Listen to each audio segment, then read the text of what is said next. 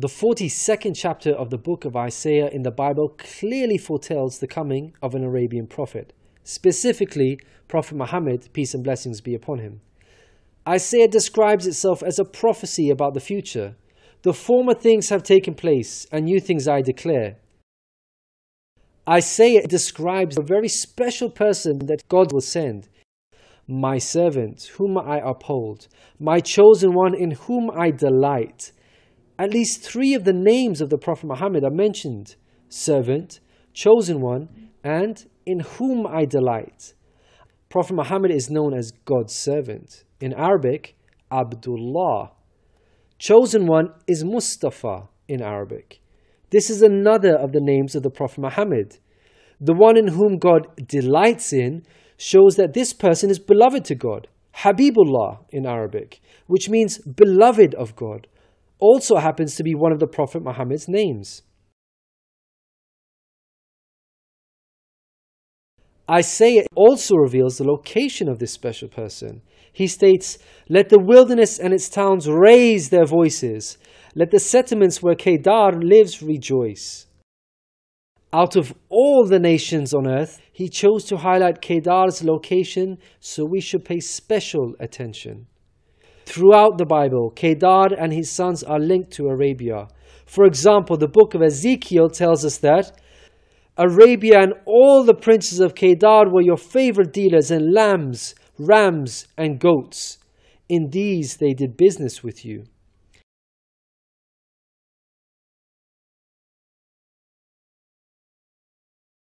Isaiah goes on to narrow the location down further to a specific city within Arabia. He states that the people of Selah should sing for joy. Let them shout from the mountaintops. The place Selah pinpoints the exact location in Arabia. The place being spoken of is the city of Medina in Saudi Arabia, because Selah is the name of a famous mountain in Medina. Medina was the city of the Prophet Muhammad.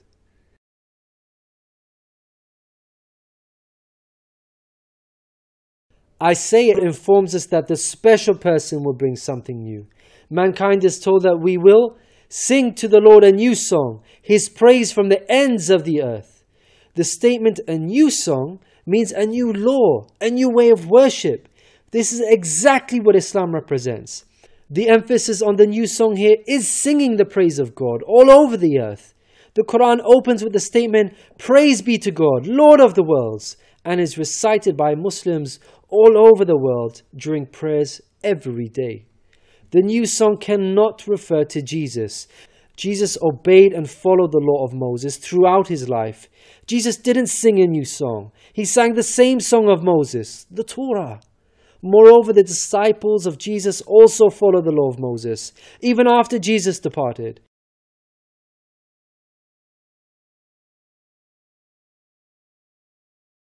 Isaiah emphasizes the universal mission of the coming person by mentioning that he will be made a covenant for the people and a light for the Gentiles.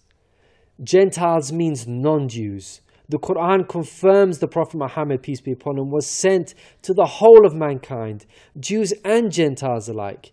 In the Quran, God tells us, "We have sent you, O Prophet, as a bearer of glad tidings and a warner for the whole of mankind, but most people have no knowledge." The verse in Isaiah cannot apply to Jesus, because in the Gospel of Matthew, Jesus said, "I was sent only to the lost sheep of Israel." Isaiah further states that he will lead the blind by ways they have not known. Along unfamiliar paths I will guide them. The pagan Arabs at the time of the Prophet Muhammad fit this description perfectly, because they had not been sent a messenger prior to Muhammad. The Quran bears witness to this. God states that Muhammad was sent to warn a people to whom no warner has come before.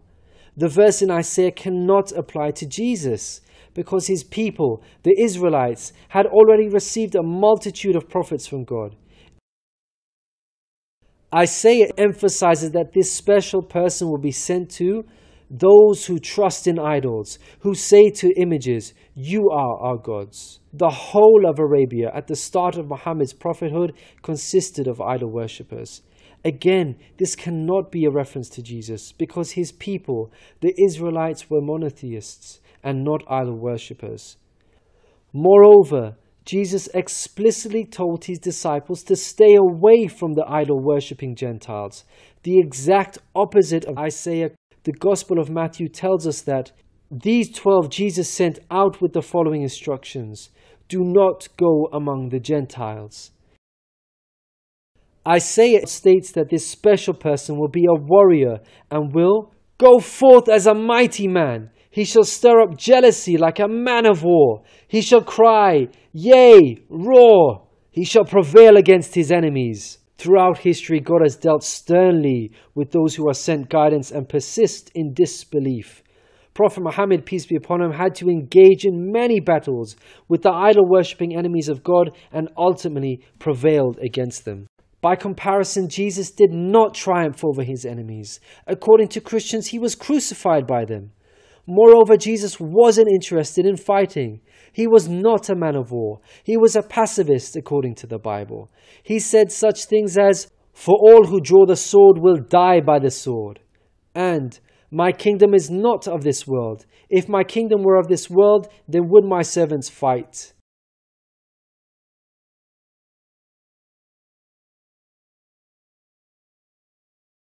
Isaiah gives us a list of momentous achievements for this special person. Chief of these is that the idol worshippers will be turned back in utter shame. Not only did the Prophet Muhammad conquer Mecca, the pagan capital of Arabia, but by the end of his life, in just 23 short years of prophethood, Arabia had shunned idol worship and now worshipped the one true God of Abraham. This cannot apply to Jesus, as it was Christians themselves who were humiliated and greatly ashamed for hundreds of years after Jesus. They were persecuted at the hands of the Roman Empire, who were idol worshippers. They executed some of the apostles of Jesus, such as Peter and Paul. Christians were tortured and even fed to the lions. Finally, Isaiah closes with an admonishment. "Hear, you deaf. Look, you blind, and see. You have seen many things, but you pay no attention. Your ears are open, but you do not listen. Which of you will listen to this or pay close attention in time to come?" It seems clear that the deaf and blind are those who reject Prophet Muhammad, peace be upon him. Who among you will heed God by acknowledging him? Who will listen and pay close attention in time to come? الذين يتبعون الرسول النبي الأمي الذي يجدونه مكتوبا عندهم في التوراة والإنجيل يأمرهم بالمعروف